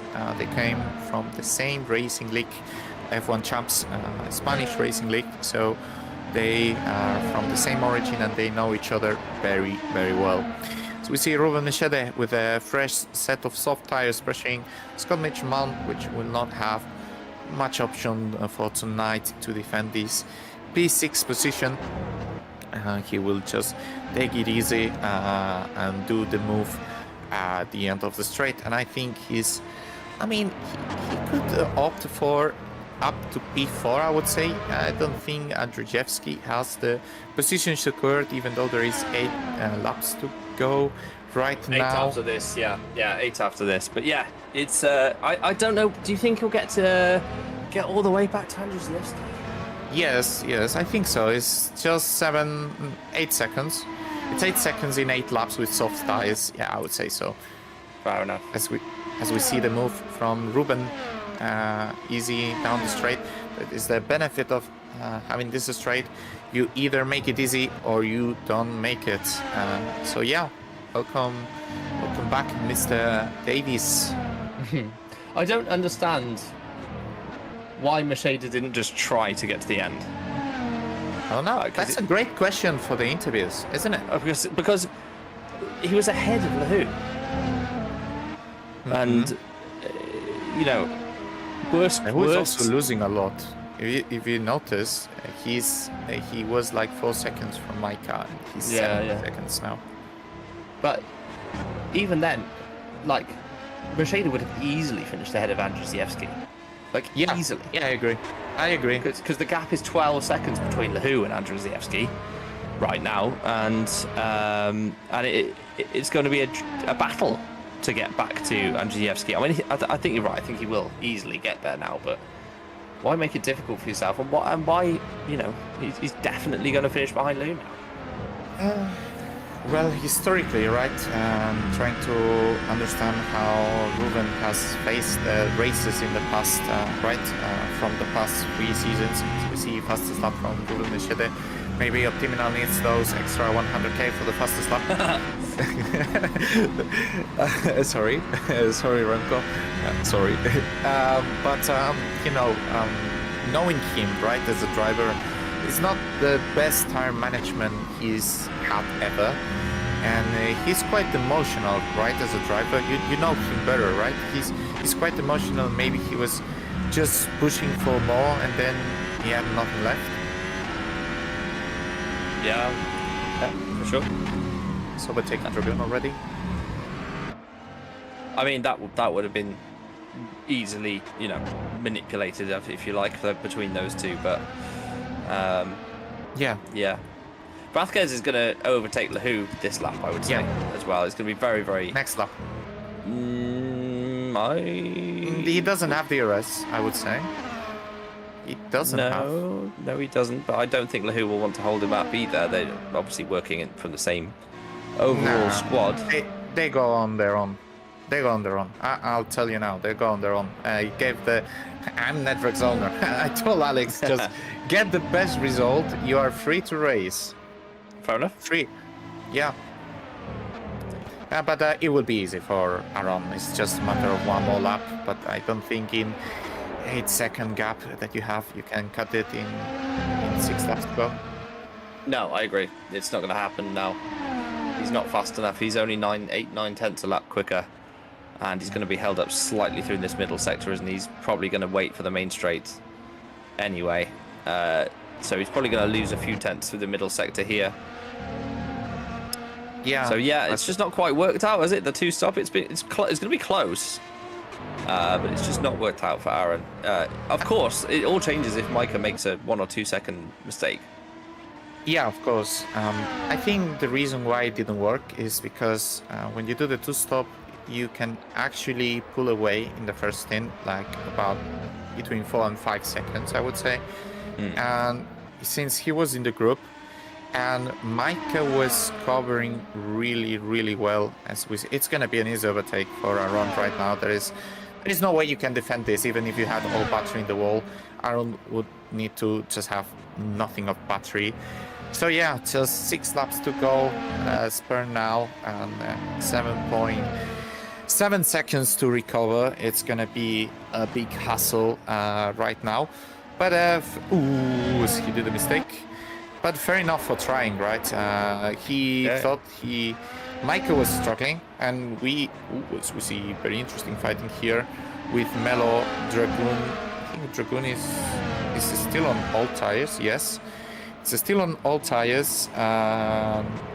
Mitchell Malm lost the position to Magnusson, and now it's looking like Melo will have a chance on them as well. I think Melo should get back past. He's got those fresher, soft tires on that car, and he's even going to be able to make a move up to the top of the hill here, the double left-hander. That's a nice place to make an overtake. Shows how much more grip he has as he goes on down the inside in Pirotella. But yeah, Melo is on target here, I would say, for P6 and no better, as Macheda is lining up Andrzejewski coming towards the start-finish straight, and then he is a further 12 seconds back or so from Alex Lahou, and he's not going to make that up in 5 laps. There is no chance. Nope. There is no chance you make 13 seconds in 5 laps. There's no chance. No. He's going quickly, but not quick enough. If he was doing mid-19s, it's 2 seconds a lap. It's still not enough. So yeah, it's not going to happen, as Melo does indeed get past Scott Mitchell-Mann, makes his way up to P7. Sets about after Magnussen. That should be a relatively straightforward overtake for him as well. We did see Magnussen taking a second set of tyres, but Melo is lapping currently quite a bit quicker. Not so much on that last lap, having to have made an overtake, but still. Yeah, I mean, I'm gonna have a look on who is actually faster on both of them. My mind says that Patricker generally struggles with the tires, and but I don't know about Melo. It's not the driver, it's my expertise. But he pitted earlier, I think. I don't know. It's very messy GP race view, so we will see at the end of the race. 4 laps to go right now, and the gap is 5.4 seconds between Mike and Butker. So Micah, unless he has a terrible cliff here until the end, he will finish about 2 seconds ahead. And it's fair to say that he lost it on the traffic. This is why the one stop sometimes is superior, even though it's slower on paper time. Yeah, and even if Vázquez catches Micah, he hasn't got that easy overtake option with the straight line speed. We saw it was quite easy for him against the likes of Ruben Machida and stuff, but you'd expect Micah to put up a bit of a bigger fight for P1 than those guys did. Maybe use a bit more battery and so on. The likes of Machida, or rather Lahou, they knew that the race was over between those two, so it made no sense to battle, right? So we'll see what happens. The gap is only 4.5 seconds. They do have 3 laps to go. It's not completely sure that he won't get into DRS on that final lap, but I think it's too much. I think he's going to be 2 laps short. That's what I think. Yeah, it's going to be. It's 3 laps to go now. Gap is 4.3. Yeah, it's gonna even 1 lap short, I would say, maybe. Yeah, or 2.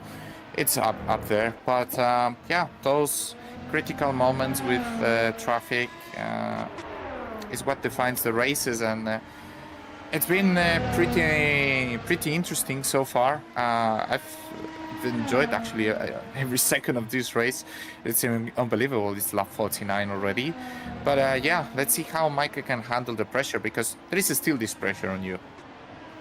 Lahou is very slow right now. He's just done a 21.9, which with that level of fuel is quite slow. It's not slow enough for Machida. Whereas Micah gets very sideways through the middle of the chicane there, and you can see the Vázquez in the background there, and with just 2 laps to go after this. He's lost a bit of time this lap. Micah is already losing about 1.5 seconds this lap. It's not ideal.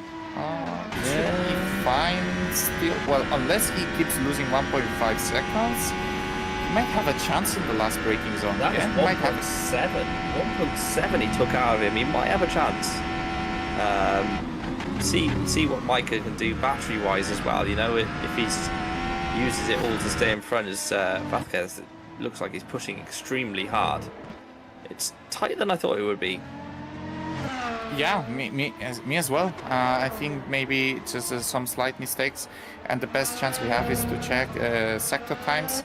Looks like Micah has improved in his sector 1 compared to his last lap.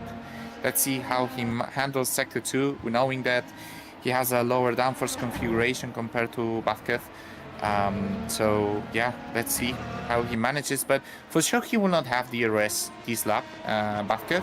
So if he wants to make himself a chance, he will have to be in a braking zone at the end of the lap. Yeah, and it's going to be super close. It is going to be close. He's taking a lot of time out of him in that first and second sector, isn't he?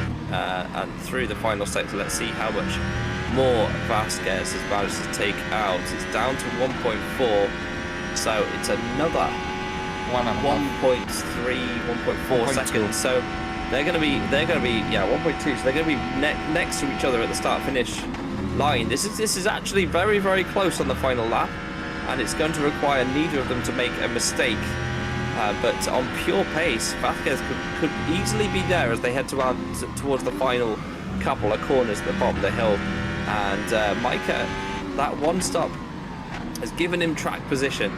That might just be enough with that straight line speed, but Vasquez is now within 7/10. It's going to be really close. And can he throw it down the inside into the final couple of corners, into those double left-handers at the Ravazzas? That's the only overtaking opportunity left on the track. Will he have enough tyre? Micah can see him in his mirrors. He just has to drive his line. There's no point defending. Can Vasquez steal the victory on the final lap, Carlos? Wow, it's gonna be crazy. He's very close. He's very close. He's gonna have a chance to Rivazza. He's just 1/10 behind. He will for sure try it with high downforce setup. Will have the braking capabilities to go for it. Goes for the outside. Micah covers the inside, but I think it's over. He will have a chance getting into the racing line. Acceleration zone, and Mateusz Micah will win the Italian Grand Prix at Imola, and he goes for it, and he is a race winner in Superlights. What a final couple of laps that was. It was so close, less than a tenth as they crossed the start-finish line. But Micah takes his first Superlights victory. What a race from him. And Vasquez is in second position. And the crazy thing is that he still massively leads the championship in those sorts of results. Keeps him there. Lahu then takes P3 from Ruben Macheda. And we didn't see him cross the line, but a great result from Alex Lahu to keep those tyres alive right to the end as Macheda did the two-stop. And what a finish, Carlos. Wow, that was insane. We definitely didn't expect Micah to lose so much pace at the end. Completely cliffed the last 2 laps. It was, 3 laps, sorry. It was very clear. And imagine you clear the traffic 1 lap better or anything. You don't lose time here and there, you know, and then you have the perfect chance. Yeah, for sure. But Micah takes his first victory then in Superlights. Aaron Vasquez P2, Alex Lahu rounding up the podium, Ruben Macheda 4th, Patrick Magnussen 5th in the end, with Andrzejewski in 6th for Hyperion, Thiago Mello, Lewis Mesa, Scott Mitchell-Martin finishing 9th in the end. Great result for him. And Lorenzo De Chutis rounding out the top 10.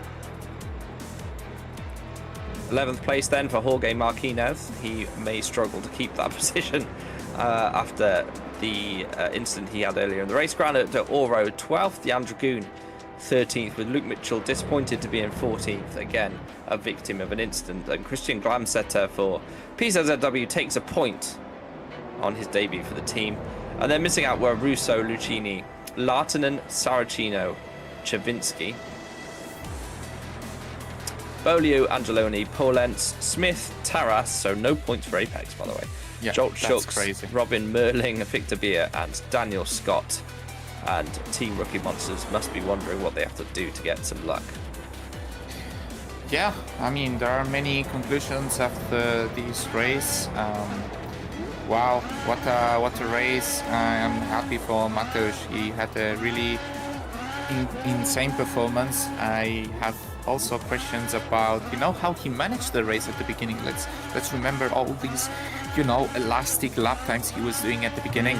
Was that intentional? What was going on there, right? But he made Aaron, just go for it to the two-stop, and then he completely react to it, and he completely outpaced and outclassed Alex tonight, and it was by skin of a teeth that he took the P1.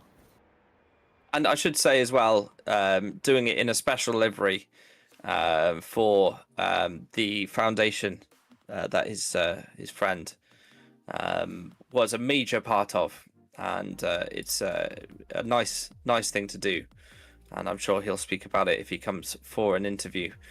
Alex Ahu has joined the wait here for interview screen, so we'll have a little conversation with him. Alex, congratulations on a podium today. Hello, boys. You were looking quite close for like maybe first or even second place in the early part of the race, but just didn't quite keep your tires maybe quite as much in check as the others. Well, hello guys. Yeah, not much to say really. Just didn't have enough pace, and with that engine, I was expecting like top 5 maybe, but a podium is still nice. How's your voice? Are you ill? I am actually quite sick. Le Mans was a hard weekend. I had absolutely no voice. You can tell Loic. You can like ask him. He's gonna tell you. I was whispering to him like the whole day. And were you I'm happy coughing very Toyota? heavily. Were you happy Toyota won? Is my question. Yeah. Toyo Maika won the race, so that was great. Is this a one-off? Are you going to be back for more rounds? What's the plan? Oh hell nah. No, I spent my 4 races in Superlights, so I am done and dusted for this season. 3? No, I did spent 3? Sepang, Jeddah. Really? Wait, what? Am I stupid? Hang on. Yes. You did Jeddah, and you did Sepang, no? That's it.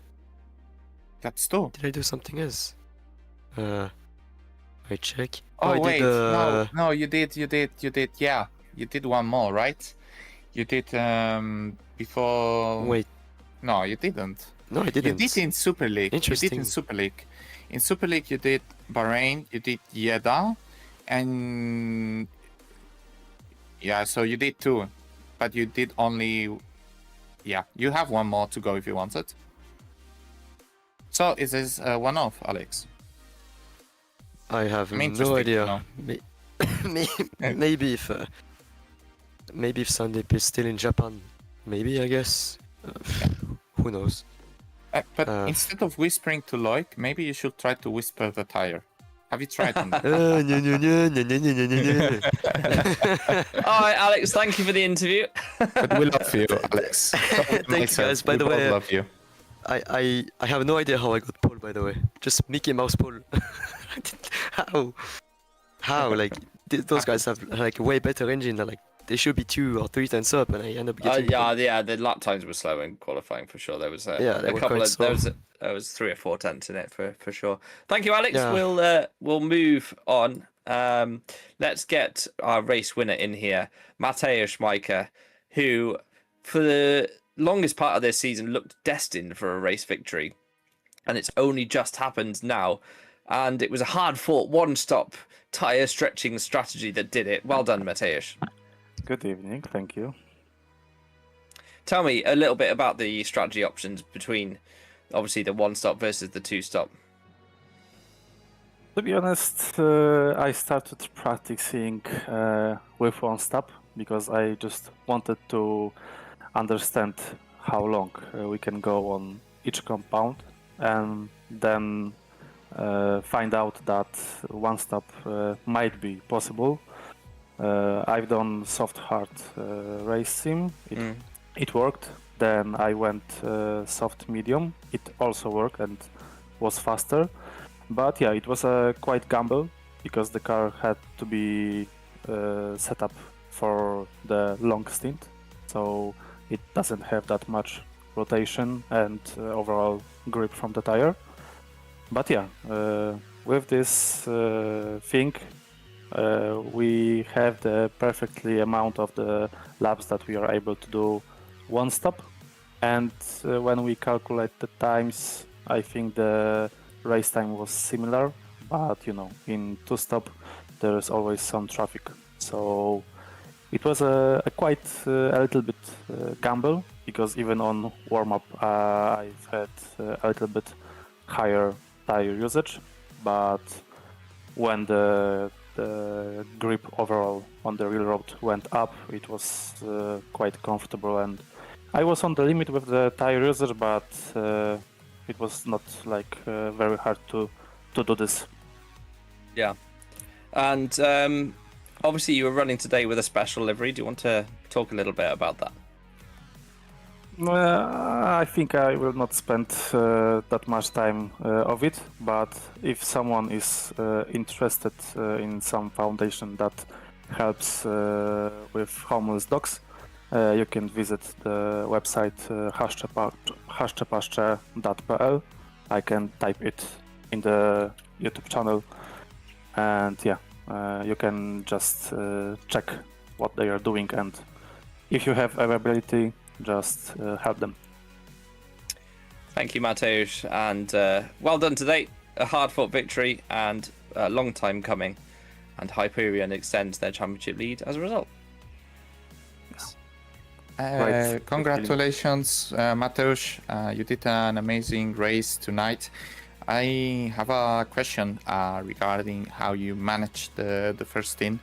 We saw a lot of fluctuations on your lap times when you were doing the first stint, especially regarding between lap 11 and lap 16, more or less. What was the reason behind it, that you were fluctuating almost a second between laps? We were playing cat and mouse with Alex. Yes. That's Yes. all. Trying to run away and then saving the battery. I figured, because and if you rewatch the stream, you will see that we commented on that, because you looked comfortable. The car was looking, I don't know, the feeling how it looked. It looked like you were playing that, and I think thanks to that, you baited probably Aaron to go to the two-stop. I don't know what was the main strategy for him, but if it works, I think it was even worse for me, because he almost catch me. Yeah. But I don't know what his pace will be on the long medium stint. So I was, to be honest, I was controlling the race. I have to admit it, and big thanks to my teammate Paweł and whole THR group, because we did very great job with preparing this round, and without this help, I think I will not be in this position right now. Congratulations to you and to your whole team, Mateusz, and for extending the gap in the constructors. Thank you. Gratulacje. Dziękuję. Right, one more then. Let's speak to Aaron Vázquez, who was so close to taking victory on that last lap. Just didn't quite have enough laps to make it happen. I feel like one more lap and he would have taken the win today. But Aaron, a bold two-stop strategy didn't quite work out though. I mean, yeah, I was thinking about one stop actually. Like my plan from the beginning was 2 stops, but when I start on P4 in quali, like on the race, I just think, okay, maybe we need to go 1 stop maybe, so let's think about it. And I was quite chill the first part, and I said, okay, maybe we can go 1 stop and try it. But when we were coming to the lap 15, and I see that the Micah and Alex start to be quite slow, and I say, okay, if they start to be so slow and I cannot pass them, I think I should think about going 2 stops and try it at least, because my idea is like try something different as them to make it work, you know, like I don't gonna do the same as them, because if not I will probably I will probably be stuck behind them. So I just decided to go 2 stops. Yeah, I mean, the pace was there. Like I try everything. I try to push as much as I can, but at the end I couldn't.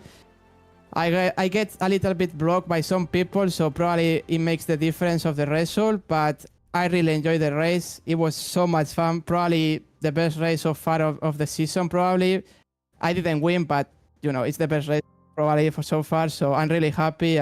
Just say congrats to Micah to make it work. The one strategy.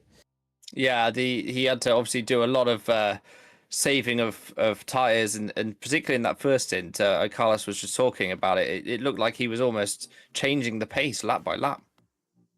Yeah, like at the end, I was not really sure when I pit for the mediums, and I saw him. He was like 16, 17 seconds ahead of me. I say, okay, maybe we can make it. We cannot make it work. But at the end, like I say, like the front right in this track was really dead basically all the time. So if you don't save completely the tires, you will be so much like understeer at the end, and that's what he was getting basically. So I was not even thinking I could have get it, but when he was start to lose so much time with the front right, I said, okay, maybe we can get him, but it will be really close. Like I say, also the traffic matters a lot because I lost quite a lot of time with some people in the traffic. That makes the difference too. But yeah, also unfortunately, sadly, they were running lower winds, I think. So also I couldn't make it like that pass at the end in the last straight. So yeah, that's it is what it is. So yeah, really happy anyways. Carlos, do you have any questions for Aaron? Yes, first of all, congratulations, Aaron. You did an amazing race. And what do you think it is maybe missing within the prep or the team that to get this step extra to get back to winning? I mean, the prep, I will not say it's that bad. Like, maybe this time we lack some people that didn't be there, but overall, I think having you, Carlos, especially, some people like Macian also that helping with the setup, I think we are quite good. Maybe we should like test a little bit more, especially with the wins in these tracks. Like you can know it's higher wins, but also maybe lower wins with different setups can work also. Like we saw today with Maki and these people with lower wins.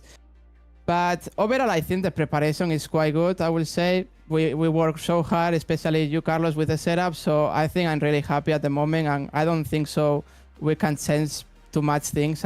It's just all about strategy and be there in the pace actually. Yeah, Good. I'm just finally going to say, what are you racing on Thursday? Is my question, Aaron. Yeah, I'm racing in Thursday with Super League. Replacing, I think, Oscar again with Spark. So we will see what happens because I didn't test yet the Super League, but it should be quite similar like always. So let's see what it happens. But I hope for a good race. This time I can do quali, not like in Canada. So I hope for a good quali. Let's see what we can do, basically. Nice one, mate. Well, take it easy, and I'm sure we'll speak to you again this season. Yeah, thank you so much, guys. Yeah, don't take it easy. Don't beat me on Thursday. Thank you. All right. So, Carlos, final word from you, and then we'll let Paul Fabian go to sleep because he's been yawning today throughout the race. Yeah, two expert yappers here is never good, so maybe I shouldn't come back anymore. It's nice to have you, and thank you for stepping in. And No problem. yeah, we will be back in 2 weeks' time, but do not miss Thursday's race from Imola in Super League. Should be a fun one. And yeah, until then, take it easy, guys. Thank you.